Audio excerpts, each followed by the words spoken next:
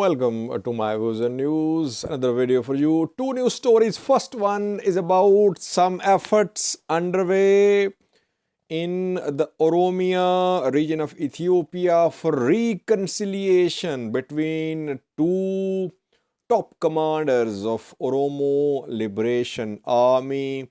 In a video 2 days ago, I reported about a split in this armed group operating in Oromia for decades. Details for you. Secondly, EU in a statement yesterday reiterated its position about resumption of budgetary support, resumption of financial aid for Ethiopian government. EU spoke about withdrawal of Eritrean military from Tigray, and after that, Information Minister of Eritrea, Yemene Gebremeskel, lashed out at the EU High Representative Joseph Borrell. What happened? Details for you. Firstly, viewers, 2 days ago, I reported that a top commander of Oromo Liberation Army had been removed. Sagni Nagasa is the name of the commander.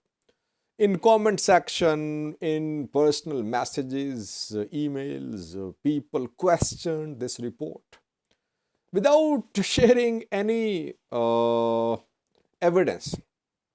What I learned was through some sources. Obviously, I cannot disclose the sources. I don't know about other outlets which are reporting that there is no rift. But what I reported was based on some solid information from the ground. And secondly, people are in touch with me for months, for years, 2 to 3 years. These people are very reliable for me. Again, I'm repeating, what I reported was based on information from the ground. There was a split.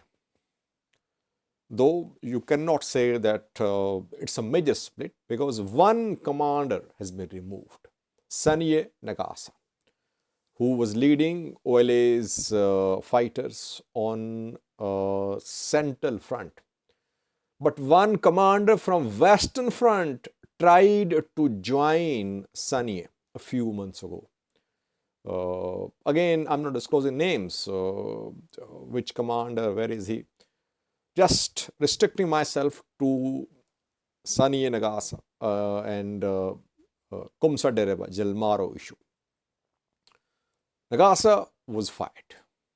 There were issues regarding he was suspected of having contacts with Prosperity Party. It was being said that he was violating orders of Central Command of Kumsa Dereba, Jaal Marroo and others. There were some efforts to reconcile, but reconciliation could not happen a few months ago. It started around 6 months ago. This rift started around 6 months ago, and gradually things deteriorated, and then he was fired.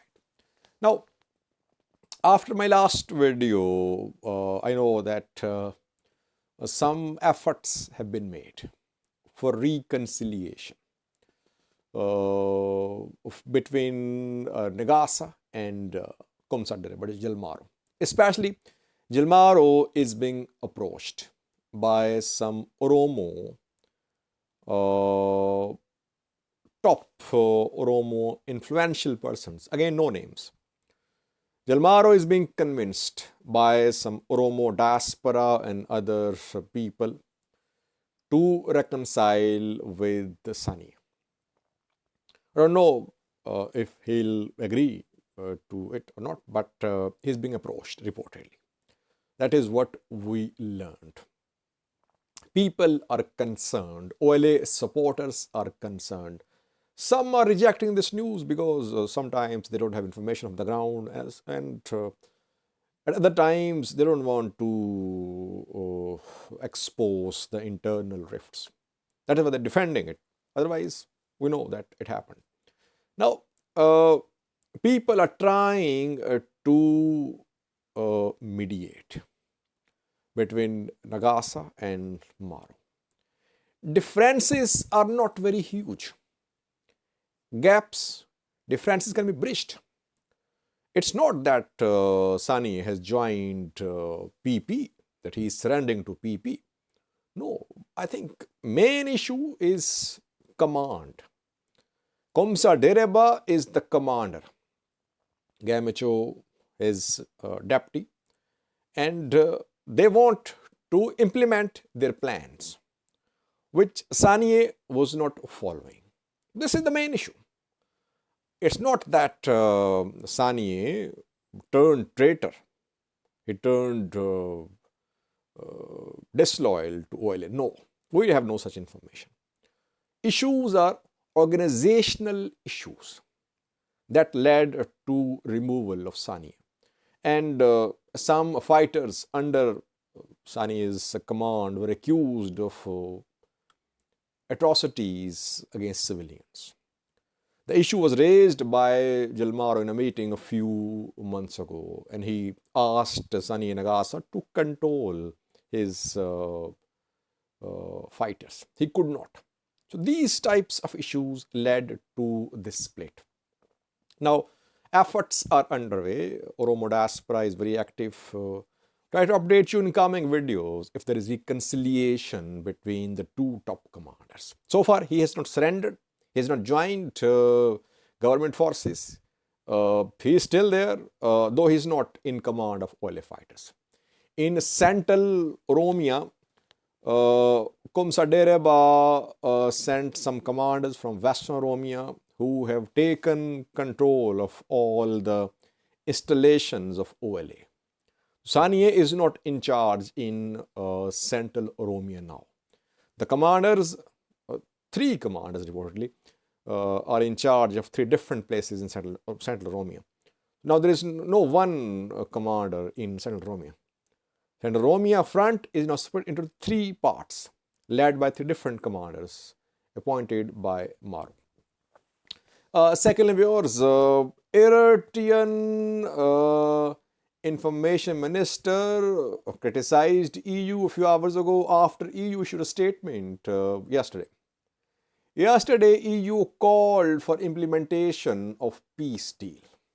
Full implementation of peace deal signed between the TPLF and Ethiopian federal government. And EU said that only full implementation would lead to resumption of strategic partnership between European Union and Ethiopian government.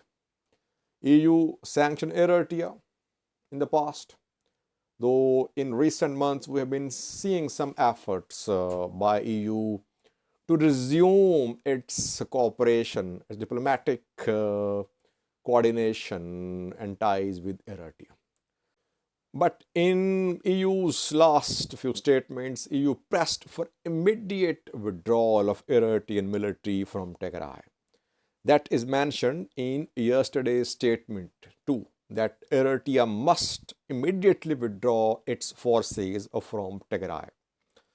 Ethiopian government is in need of financial assistance, direct financial aid, not humanitarian aid.